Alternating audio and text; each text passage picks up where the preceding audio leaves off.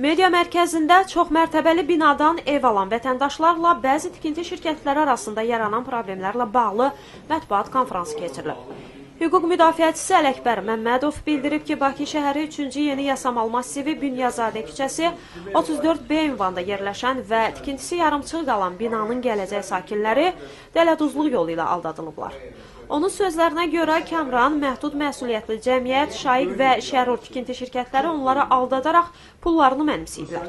Belə ki, 2008-ci ildən təməli qoyulan binanın tikintisi yarımçıq qalmasına baxmayaraq, mənzillər 2-6 və daha çox adama satılıb. Hüquq müdafiəçisi deyib ki, adı çəkilən binanı tikən Kamran MMC şirkətinin rəhbəri Ələkbər Babayev vətəndaşları aldadaraq ümumilikdə onlara 4 milyon 500 min manat ziyan vurub. Belə ki, bu məbləğ bank hesabına köçürülməyib. Öz növbəsində zərər çəkən Əli Əliyev bildirib ki, şirkətin sahibi və direktorları ilə 2008-ci ildə ilkin müqavilə bağlayıblar.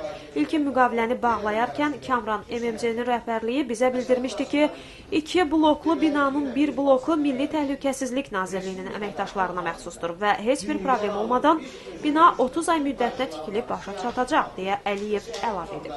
Onun sözlərinə görə 2010-cu ildə tikintisi başa çatdırılmalı olan binanın 2010-cu ilin iyununda tikintisi dayandırılıb və heç bir səbəb göstərilməyib. Zərər çəkən Əli Əliyev yaranmış acınacaqlı durumla bağlı şirkətin rəhbəri ilə görüşsə də, şirkət rəhbəri yaranmış şəraitə biganə yanaşdığını vurğulayıb. Mətbuat konfransında digər zərər çəkənlər də məsələyə öz münasibətlərini bildiriblər.